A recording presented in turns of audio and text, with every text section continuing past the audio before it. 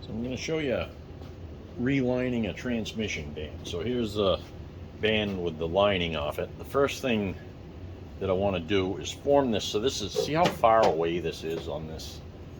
This is like a mess. So I'm going to form that in so it's a lot closer to this before I put the band on it. And the way I do that, I just put it in a vise here and just start just bending it in a little bit here and there.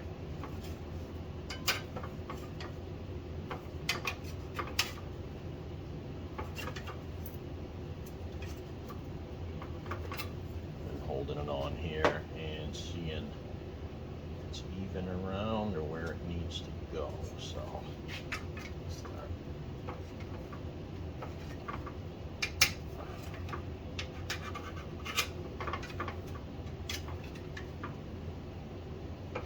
Just don't want to wind up with any kinks in it.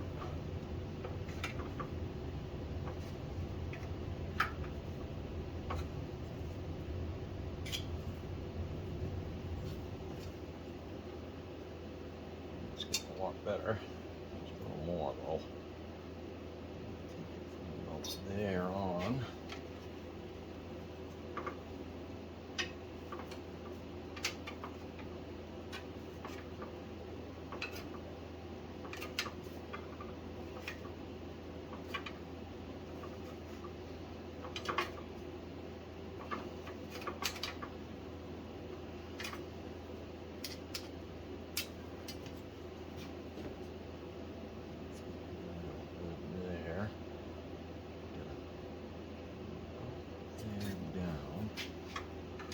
There.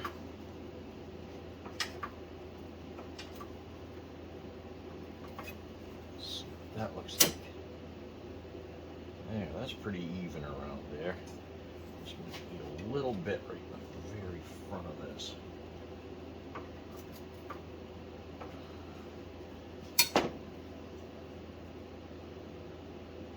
There. That's pretty good. I'd like to add just a little bit more.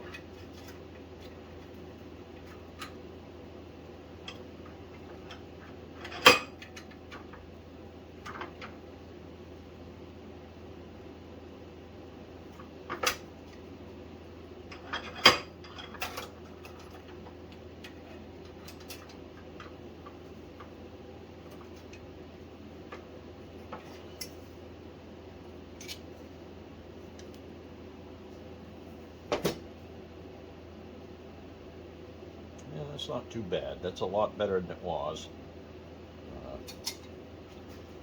Hopefully you can see that all right. It's a lot closer than it was. So now we got a lining to put around that, and that'll just going to take up that space, so that should fit pretty close. And the linings are here, so this is a Kevlar band lining right here. And what we do is start out at one end. First I gotta lock this 2x4 into this vise.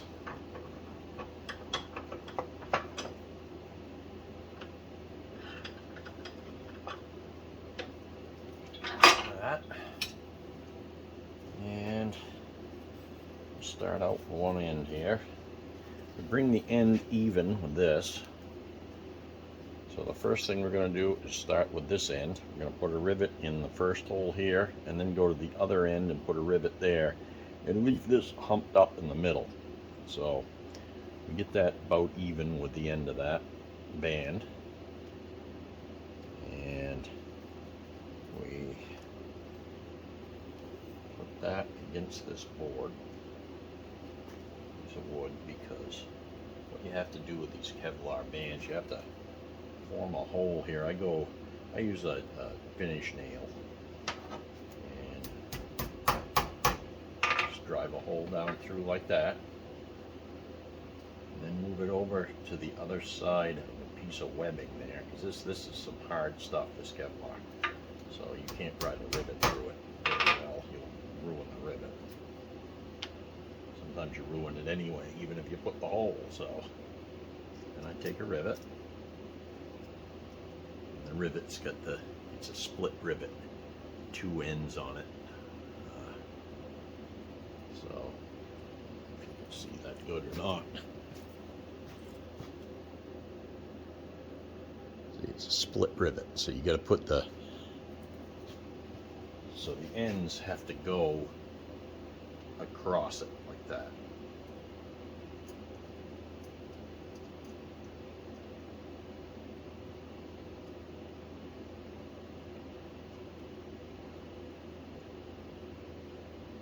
This rivet hole, I have to use a punch to get down in there because that's counterbored into that end on the band. So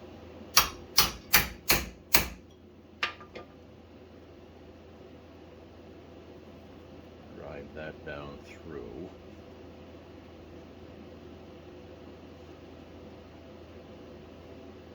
Make sure that's in there good.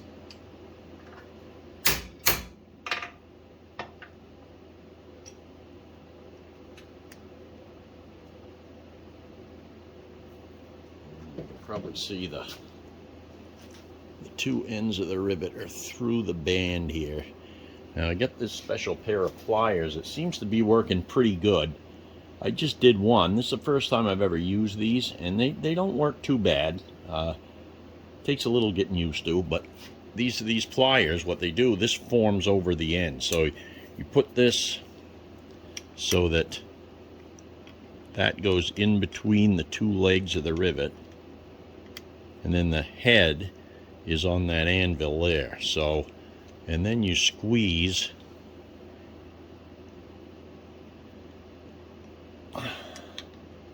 trying to get that.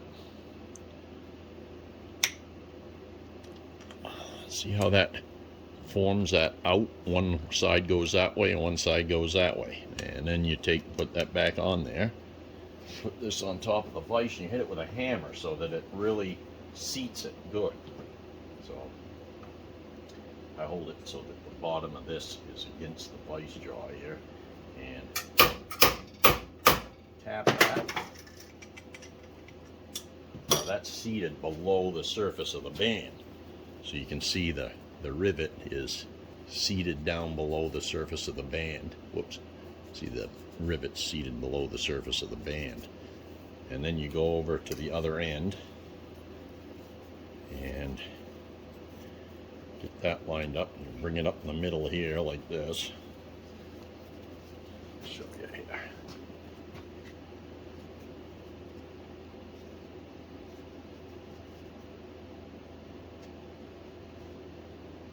You get that even with the end, about even with the end, and then the next rivet you'll be putting in is this end.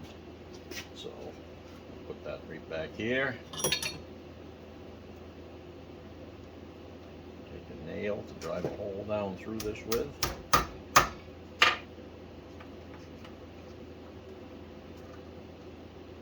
Move over on the other side. A hole.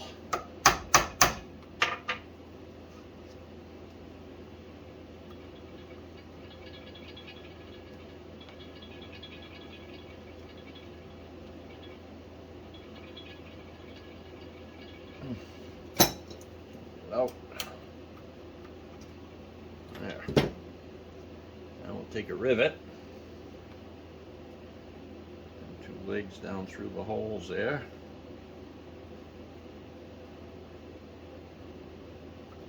Set that down through there. Make sure that went through. We'll take the tool here. Do the same thing as I did on the other side.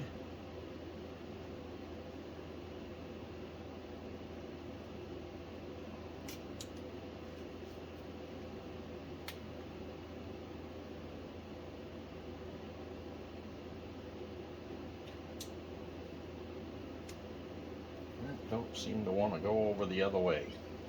Oh, that's a bad one. I got to pull that one out and start over.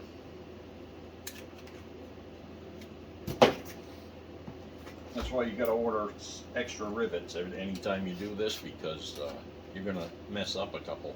Promise you. happens every single time.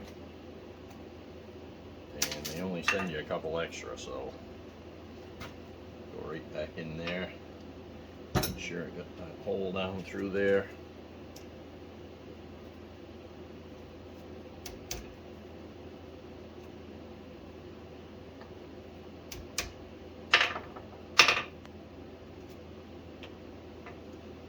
Rivet, try it again.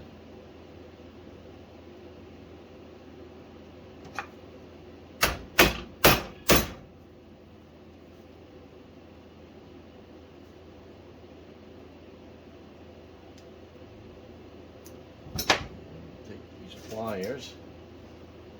That's why I've never used these before, so it's new to me. It's a lot easier than the way I was doing it, I can tell you that. But it doesn't work perfect every time, so.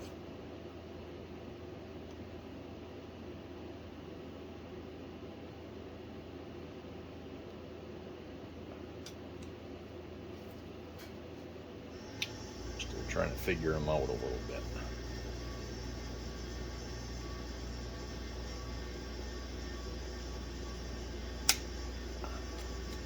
There, that did a good one. So that's nice and even there. Back and forth, so I'm going to put that in the vise and hit it with a hammer to seat it.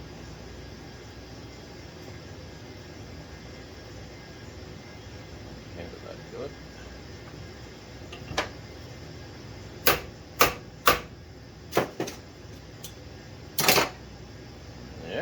There's a seated one there. Now, all you do is you push this out here, even with the edge of the band.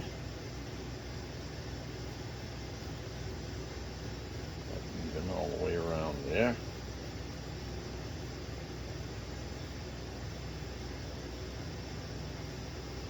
And we'll take one of the middle holes, which is the middle's there, so you got to pick one or the other. We'll pick this one here, and we'll put one in there, and that's the middle.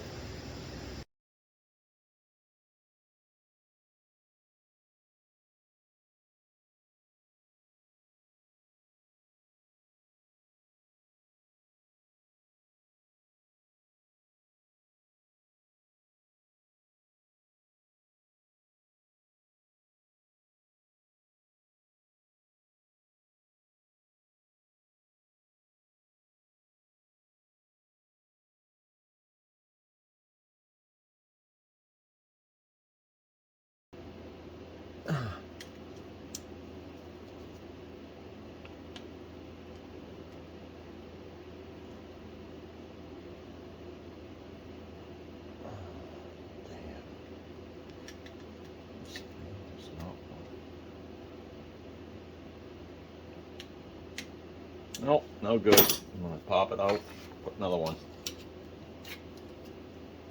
See that? No good. So, I don't know what to think of these friggin' things. They're okay. It's still easier than doing it the way I was doing it, because that was brutal. But they're not perfect, that's for damn sure.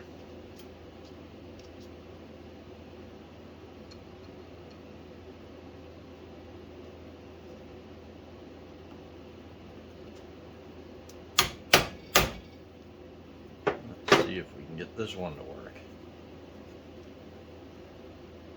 I think I'm going to grease them up again.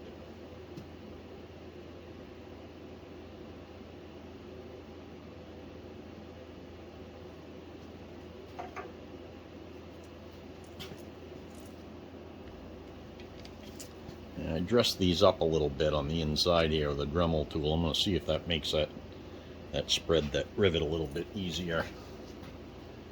Let's see this. We'll find out. It either will or it won't. So I like the way it works. When it works.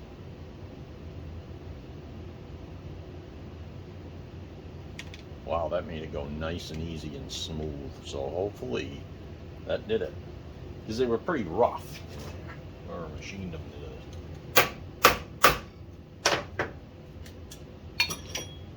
There, that one's good. And we'll try this one here. It's the next one on the other end.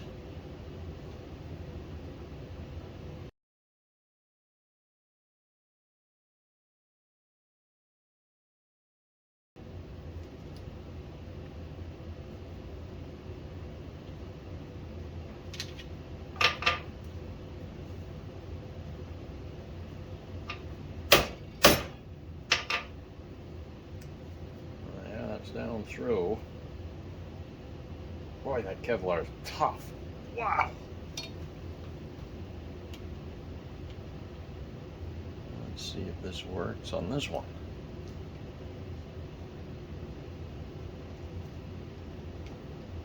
Did them even.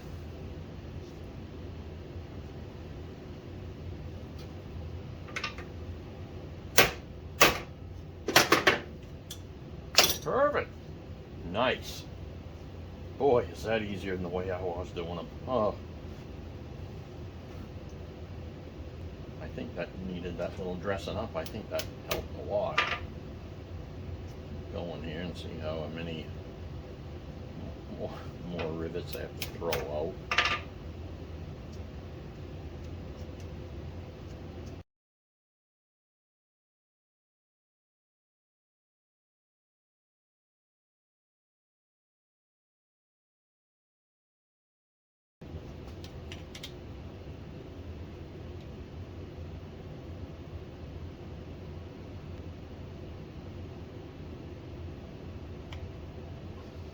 Beautiful. That definitely helped. That helped a lot dressing those formers on this pair of forming pliers here.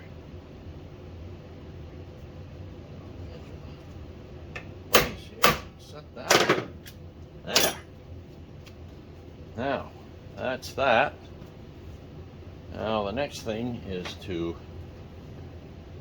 first off, let's see how it fits around. This is an old drum I had. I just want to use to see if I'm anywhere near. See how that's pretty close. So that's pretty good. I'll probably just work this just a little bit. There. Now, if I try to put this ear on, let's see what we got. It just falls on. So I got to bend this ear a little bit so that snaps, because that's supposed to go on here, and then this pull back here, and then this, you see, this is supposed to snap down over the end of this. So this is a little bit sprung as well as the rest of the band. So we will take and put this in here and on this so that it will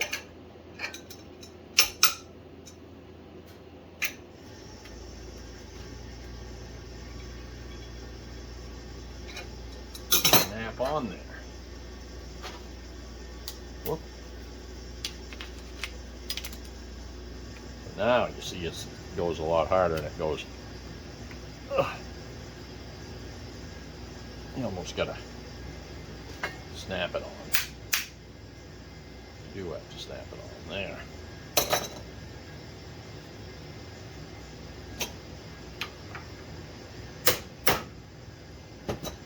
There, that's snapped on. That's not coming off. So that's the band there, and that goes on the drum, and see, it doesn't have a lot of movement to grab it. So that's what you want. And that one's ready. So I got to do that with the 3 drums, and we will go from there.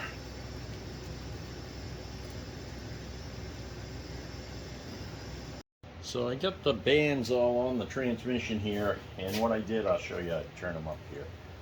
I've got them safety wired together so that they're tight against the bands, you know, relatively speaking. And you always want to put the removable ear on the driver's side, and this is upside down right now, so when that goes right side up, that is the driver's side. So it's the side opposite the camshaft when it's like this. So I'll put these ears down so that when I'm going to put the oil pan on next, and that'll sit down over this. So I just wanted to show you that there. And now I'm going to put some of this Permatex sealer on this around each one of these gaskets here. These are the oil pan. This is the oil pan gasket here. It's in 2 pieces here. Then there's another few pieces when we go to put the hogshead on. But I've got this sat on here, and I've got it cut around this main seal here. And on the pan, I got to fill up the main seal groove that this will go into. Just so you realize that. So I'm going to walk around this with this Permatex.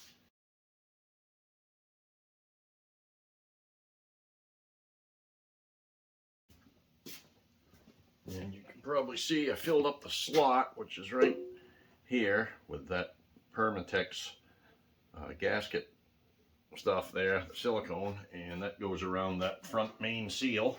Now I've got to put this on here. That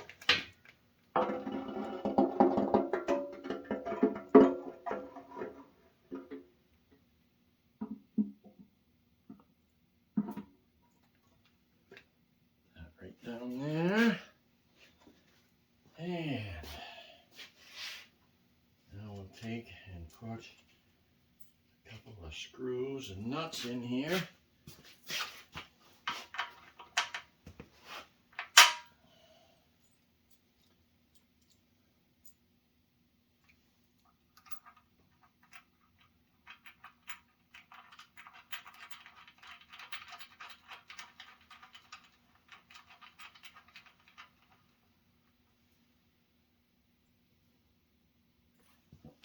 This corner piece in here goes like that.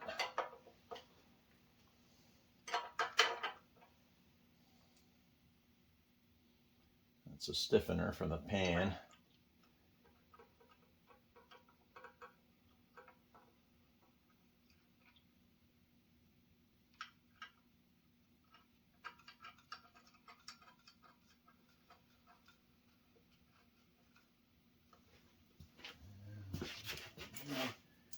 And on the other side.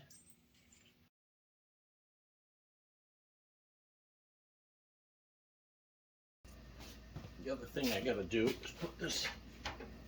There's this little.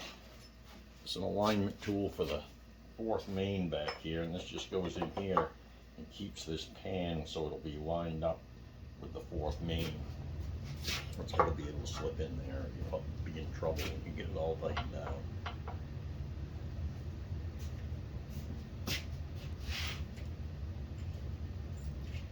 Now it's just a case of putting a bunch of bolts in.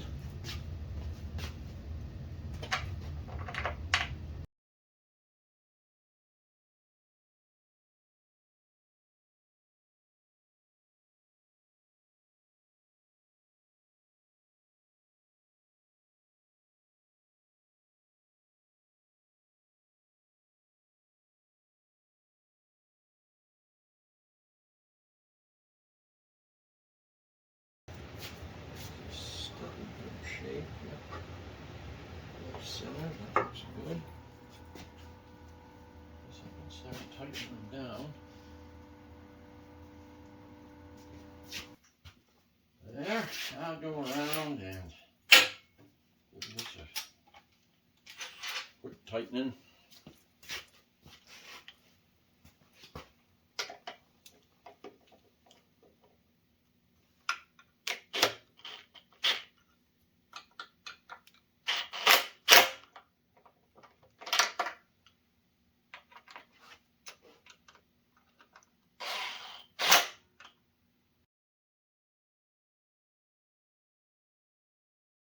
There.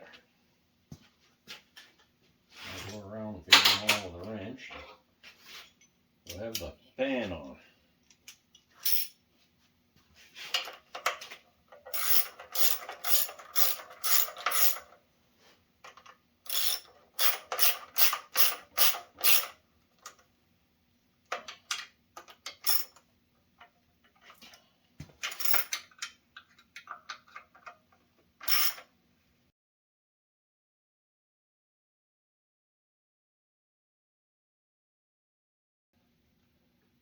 There.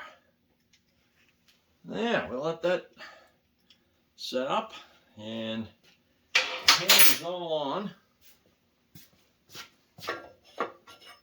That fits good. Let's see if the fourth main goes in here easy. Look at that. Holes line up pretty good. A little bit off there, but not bad. That's pretty good. I'm happy with that. It's not an interference fit anyway with the housing here. There's no slop to speak of, so that's pretty good. So there we have it. The oil pan is on. So I just begun assembling this hogshead before I mount it onto the engine, and I just wanted to show you a couple things here. I just put this is one of the cams. This cams the reverse pedal out when you press the reverse pedal. Now the next one, this one here, is for the low speed drum. So that one is mounted the opposite. This cam here is mounted inside here. So this cam right here will be mounted in here like this. And then this is the cam on the pedal, where on the other pedals, this is the reverse pedal. So here's the reverse pedal. See, it has a cam mounted on it there. So that goes in here, and if you watch that, when I push that down, that cams that out. So this pulls that lever, and that squeezes that band onto that drum and puts it in reverse. So that's the reverse pedal. And what I do before I put these on here, these cams come flush like this. Well, if you look down in that hole, you'll see a black O-ring in there. Well, so what I do is I countersink, put about a 1/16 countersink on here, on this hole, right here on the back edge of this, and then put one of these O-rings that just fit this shaft, and put it on here, and that squeezes that onto the hogshead and makes it a pretty tight seal so that the oil can't get out. These are just notorious for leaking a little bit of oil. Even if I didn't put anything, it wouldn't be totally bad, but I just soon try to stop as much as I can, so I always put them in there. So I gotta mount these, and you know, it's just held in there with a bolt. This bolt comes through this way. The next one will do the same thing, and the nuts are put out here, and another one here for the brake over here, and this is the low speed pedal. So I'm going to mount the cam for the brake will be just exactly like this. In fact, it uses the same cam. It's one of these here. In fact, they call them brake and reverse pedal support. I call it cam because it cams the pedal out, but whatever. I gotta mount them, and then I gotta put the shaft in here. Now this low speed one, this gets put in here, and the cam gets mounted on the pedal with that in here. It's actually mounted this way against the cam that's screwed in here. And then there's a steel pin that goes through here, and you have to head it over. So I don't know if you remember me taking the old one off, but I took the old one off. You have to grind the head off and then drive it out. And when you put new one in, you got to put a pin in it and head it over on both ends so that it won't come out while you're driving the car, because it'd be a disaster. So that's that. And then I got to put in here these fingers here and this.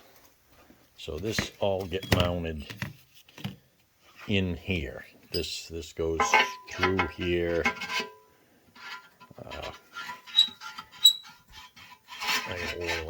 obviously, before I put it in there, but that gets mounted in there, and actually it goes this way, and these go on here like this. One goes like this, and the other one goes the opposite way. So they go on here like this, and this gets put in between them. And I will come back and show that after I get it. It's awful hard to film it because all you'll see is my elbow and everything else while I'm doing all of the pounding and stuff on this. But I just thought I'd show you this to start with. So after I get this done, I'll be back, and then we got to mount this hogshead onto the engine. So I'm going to put some more of this engine together, a few little miscellaneous pieces here while I'm waiting for some paint to dry so I can get the rest of that hogshead together. I figured I'd put the valve cover on here. We're all done in here, so I can put this on. I've already put the gasket on the actual sheet metal cover, so I'm just going to put some gasket cement around this, or gasket sealer I should say, around this. Some of that right stuff.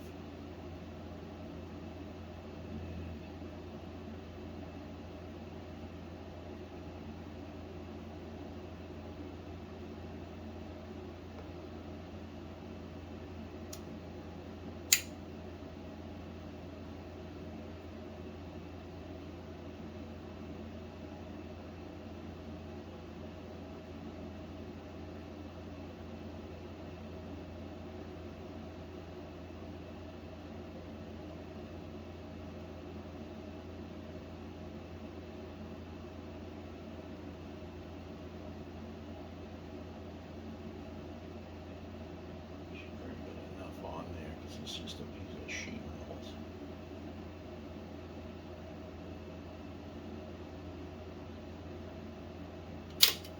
There.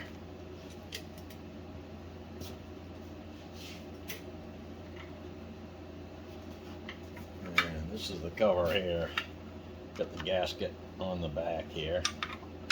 This is a slot that goes through it for the throttle lever that goes through the other side where the hooks to the carburetor on this side and hooks to the throttle lever that's on the ignition, on the steering column when the car's together.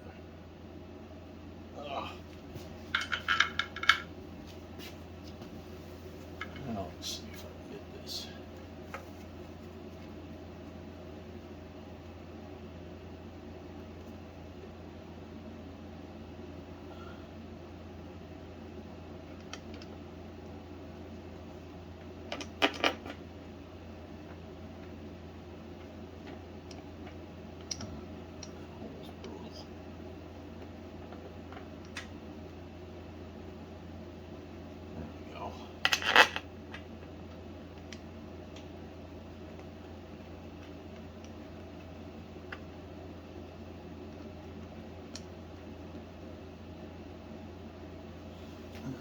Okay.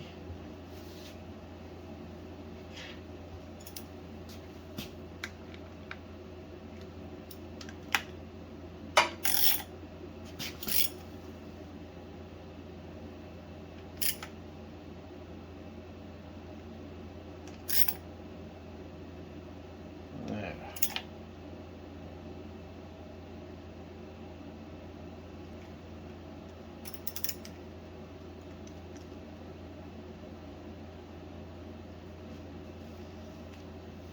Yeah.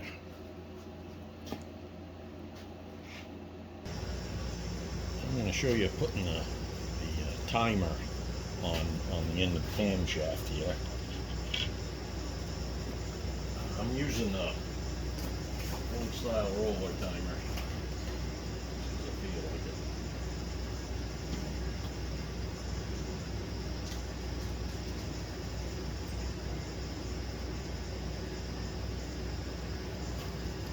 So this is the roller that goes in there, and that's spring loaded. See that spring there. and that goes on the camshaft here. And then that's keyed to the camshaft with this little hole in the top of the cam that goes through the camshaft here. That's how it's teed in line. And then what you do is take this little pin here and put this down in here. That holds this roller in line. Okay, so that's how it's timed to the camshaft. This just holds it on, so that just goes over that. It's a retainer, and then the nut for the camshaft just goes on here and tighten it up.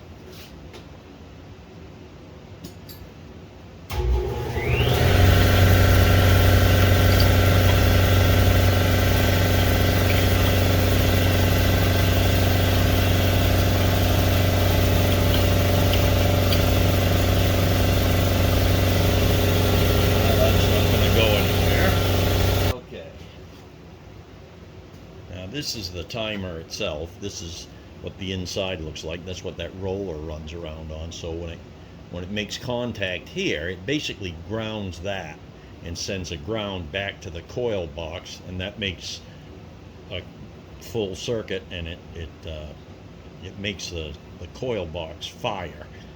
And it fire the spark plug.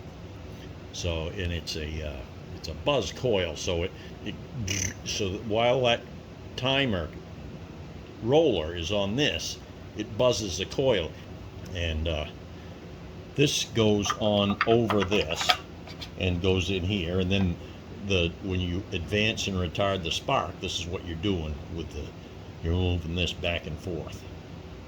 And I got to get the retainer thing here before I set this on here for good, and that's hooked to the generator that goes in the back of this. So I just wanted to show you that, and that'll be going on after I get the generator done and get that on there. And another thing, if I want to just, may as well do it now while I got this here, so that way I can turn the engine over easy. And that is to put this crank on.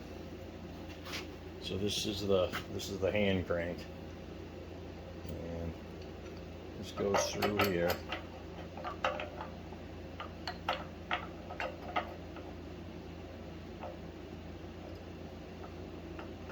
And that hole up. Got the clevis pin in. Get the solder pin for that.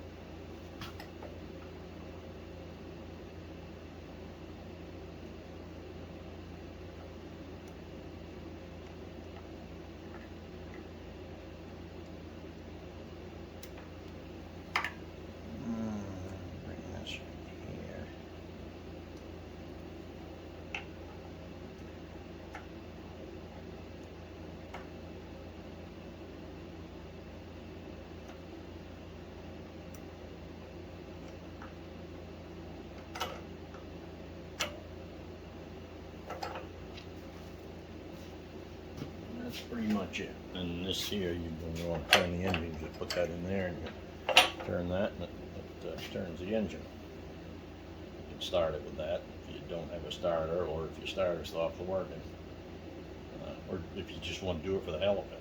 I do it a lot of times. So that's that.